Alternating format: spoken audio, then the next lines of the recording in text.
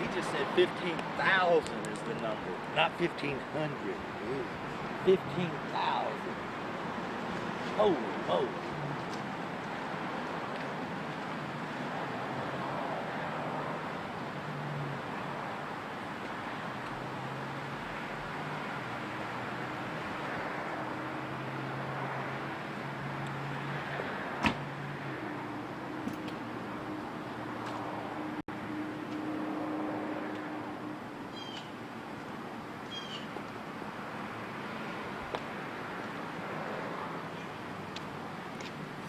What's up, dog?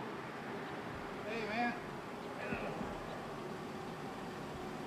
Get you a little bend. Yeah. Put on a few pounds, but you know.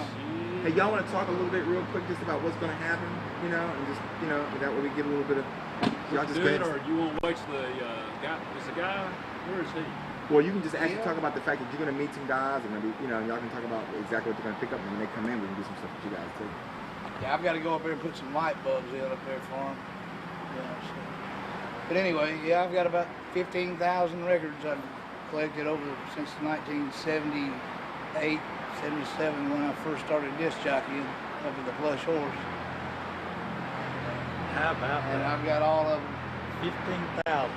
I've been collecting them and just storing them. And like I said, my dad's wife took one year and put them all in alphabetical order. So they're upstairs in alphabetical order.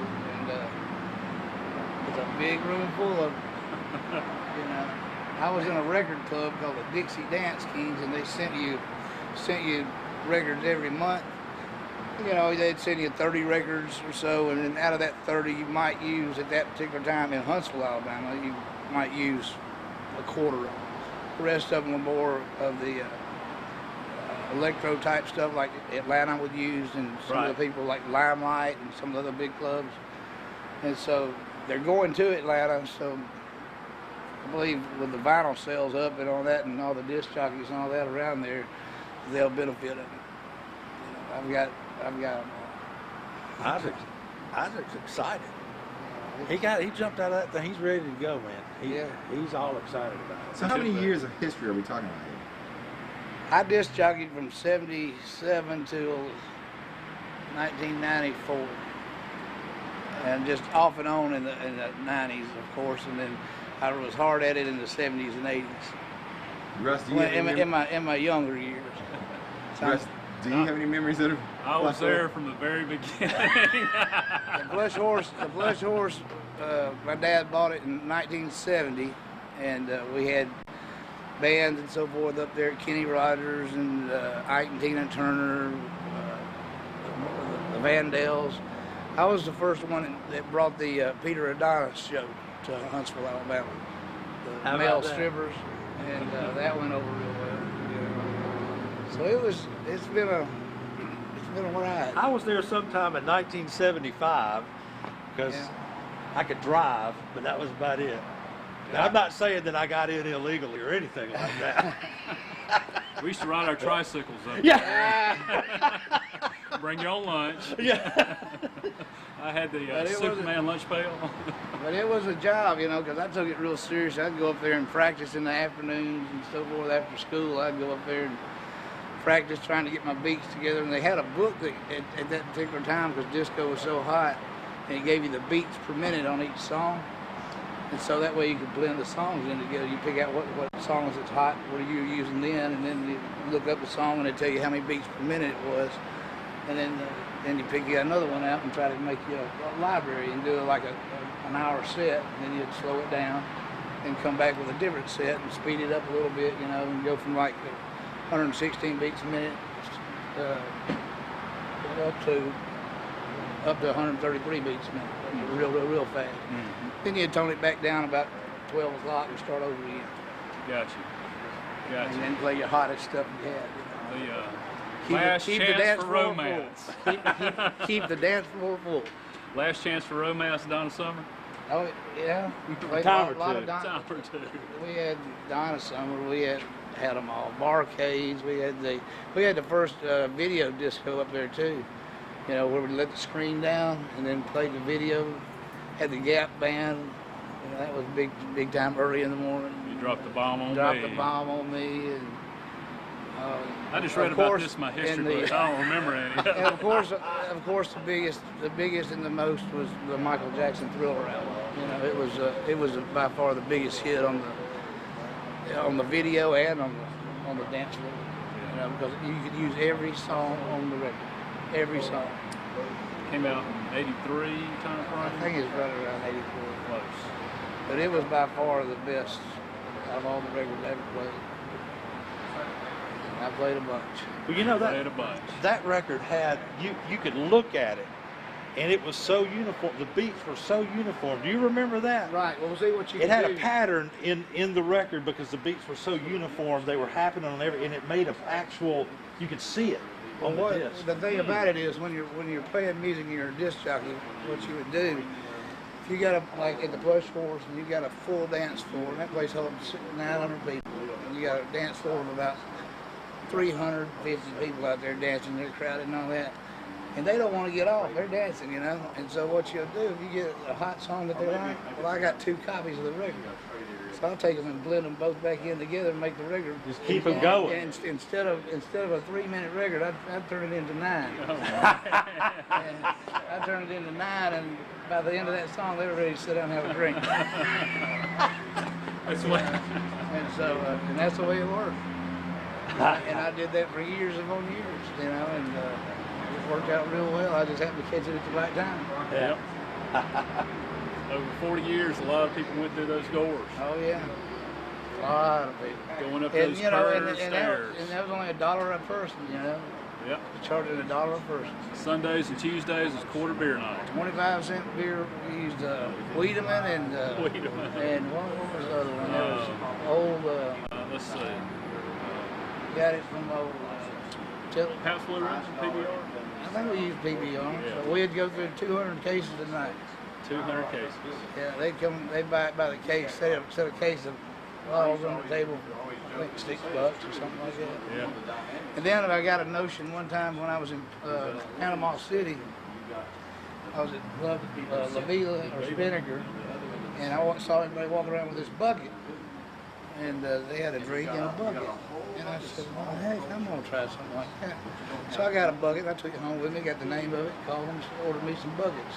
Put the Plush Horse logo on there and said, get a kick out of the bucket.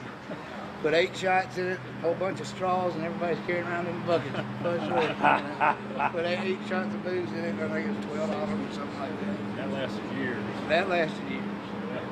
You know, and then that's when the 4 and 8 won. That's when Patton did Patrick's and all that, and stirred up a bunch of stuff about the 2 for 1, 4 for 1, and all that stuff. But anyway, that was back then. Got some laws changed back then, Yeah, didn't it? some laws changed. Some laws changed. You know, we went through the 19 to 21 and all that kind of stuff. You know, and the drinks. You know, you had to slow down on the drinks and all that. Yep. Or they taxed you more or whatever. Y'all ready to go? Let's do it. Let's do it. All right. It's at speed. Go. Cool. Well, I'm Isaac. This is Usman. And, you know, I've been a record hound for a long time. And, you know, we first made contact with Jay, man, 2.5 years ago, was it? I'm not really sure. But it's been some time. There's been some logistical issues, you know. It's such a big collection that I, in fact, had to rent the largest available Penske. Now, understand, the cubic area, the cubic volume of the truck far exceeds that of the collection. However, the weight limit. I'm carrying 4 tons of records out of here today. Well, that's the hope. So I'm carrying 4 tons of records, 8,000 pounds. Got an 8,300 pound limit in here. See what happens, you know what I mean? It's rated to go higher than that. That's just for my commercial driver's license. But, so yeah, we're just gonna try and, you know, do this thing. Big collection. We're very excited about it. I mean, I'm into all kinds of stuff, you know, I'm into all kinds of stuff, but I mean, disco and rap, I mean, you know, this is the stuff from when I was too young to remember, you know what I mean? So I got into it in the 90s, you know, I'm 31 now, but, you know, I just keep going further and further back, and I love what I do, so. But yeah, no, I mean, I will find any of these records that don't end up in my good home are gonna end up in very good homes. You know, so I mean, if you guys are thinking about, you know, preservation of Huntsville musical history, Yeah. I mean, all I can tell you is that as soon as I get these into my possession, lock and key. And I don't mean I'm going to shut them away. You know what I mean? I mean, the world's going to hear it. But, you know what I mean? They will be very well cared for. I'm going to be driving, you know, 30 all the way back to Atlanta. So. Yeah. That's cool. So you're a collector? I'm a collector. I'm a dealer as well. I'm a DJ, you know. All the above. Yeah, so sort of all facets of it, you know. We need to get all your information so we keep in touch with you Very good. and maybe buy some of those albums back. Oh, very good. I can't complain about that. So. Yeah. You guys get it. You guys get the best price. And Now, what does that exactly mean, Isaac? Is that the highest price? No. For you guys, it means the lowest. Okay, price. good. For these, I think he's got 4 Staying Alive albums. that's what you have. And we're at least need one. We can do that. We can definitely do that. And, We can We just gotta probably do find that it, right? free of charge. yeah, you gotta find it. Give me a little minute on that, but I will get it. We'll do the information. Cool. And is it rare when somebody actually catalogs them like he did? It is somewhat, yeah, for a collection of that size to actually be cataloged. That's some value right there. Yeah, it's time is what it is. Time. It's time saved, you know. So, I mean, of course, his filing system might be different from mine. Sure. We'll see. We'll see. In which case, What a head start. what a head start. No, seriously, it's great just to have it in some kind of organization. So.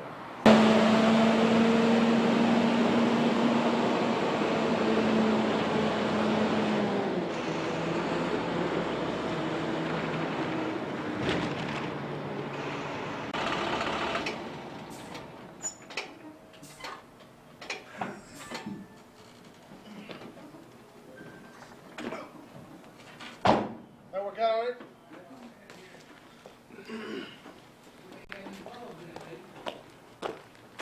What's that? I don't know what record it is.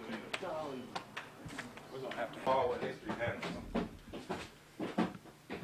All right, I got it.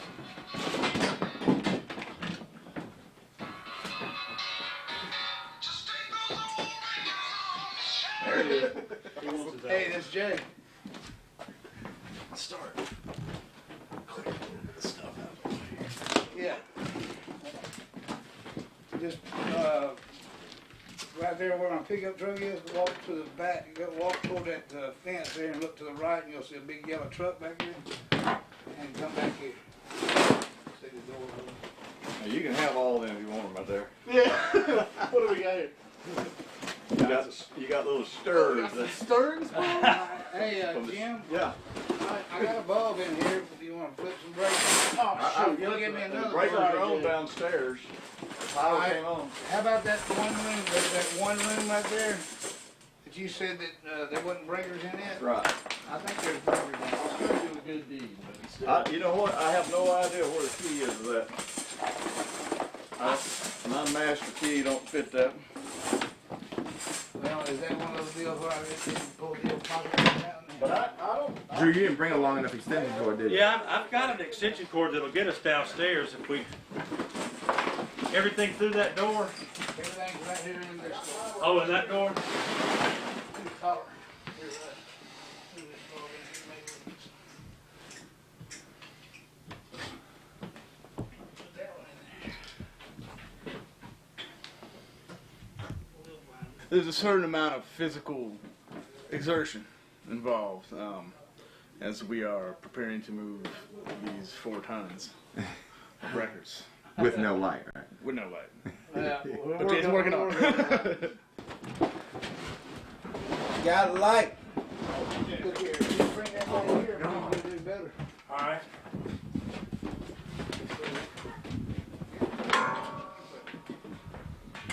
Just make sure these back, deadbolts on one side of the back. Oh. Make sure Actually, it's if closed. you could, I was gonna say, if you could just walk in and just start looking at them as soon as you walk in, Sure. maybe start touching the screen and Okay, yeah. you know, yeah.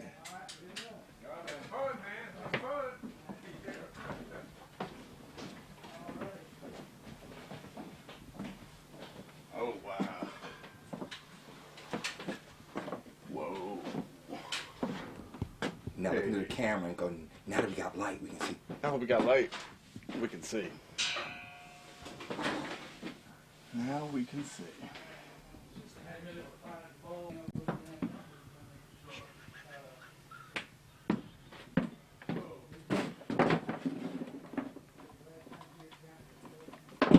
Am I opening Jimmy Hoffa?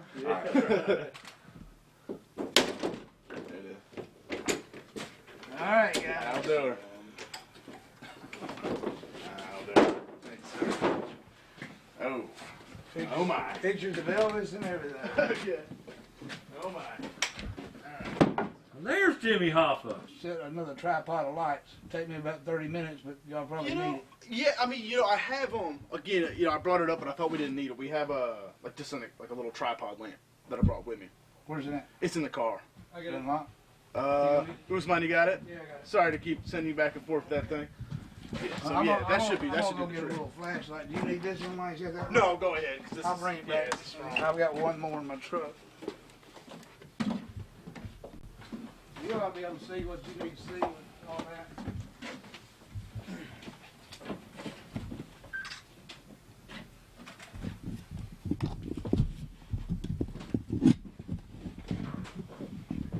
It used to be cool for your website, man. Yeah, no kidding. I'll have to get some of that for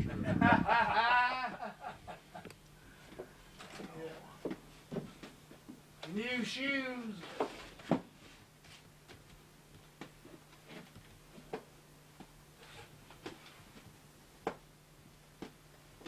Nightlife Unlimited, dance, freak, and boogie.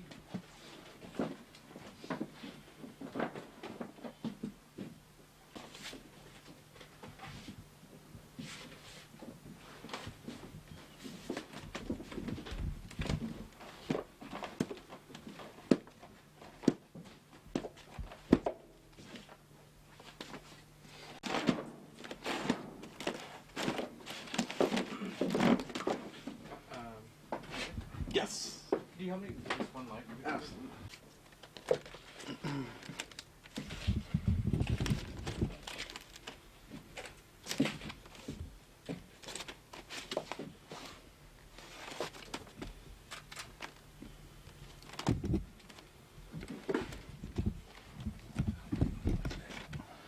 I'm gonna get some, get some out of there and.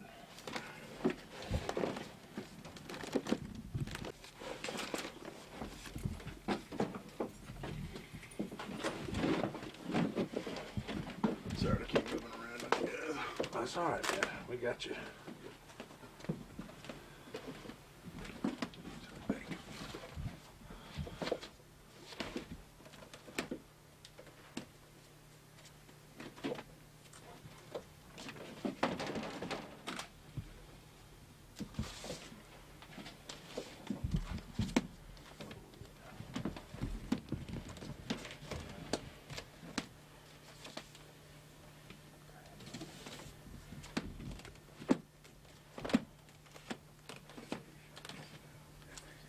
Like promotional material, So it's like the record pool would just send out, box loads of stuff to Mr. Brazelton, and he would pay, I believe, you'd have to ask him, but a reasonably cheap fee, essentially for membership, right? Wherein he would just keep receiving regular installments. I don't know how often. That's another thing. It'd be interesting to ask him if it was weekly or monthly. But so in that way, the record companies can get a sense of what's going to sell. Whether they should, release stuff, full release, print 100,000 copies, 200,000 copies, or whether they don't think it's going to do well in the market. So, the DJs are sort of like the litmus test for that. If the DJs don't like it, if the DJs were, even if the DJs do like it, but the public doesn't, then, there you have it. And that's how a lot of records ended up, only really seeing like a promotional release and that kind of thing.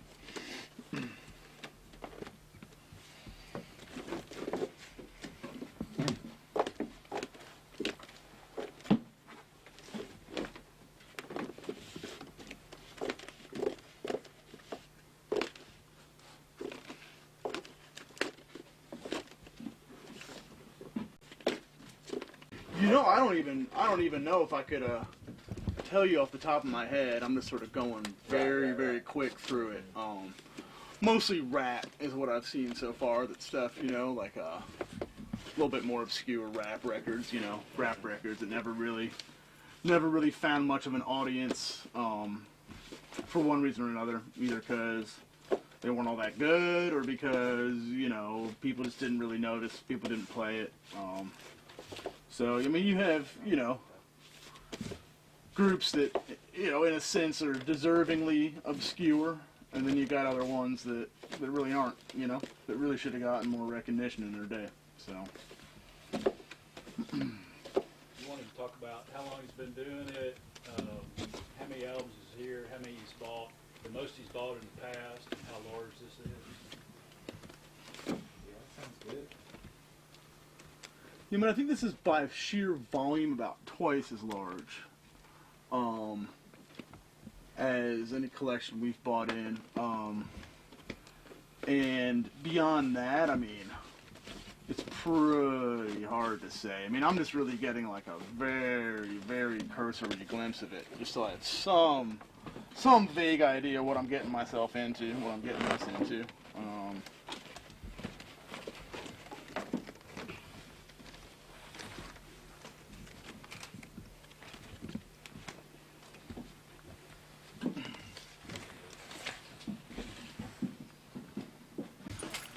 Slide.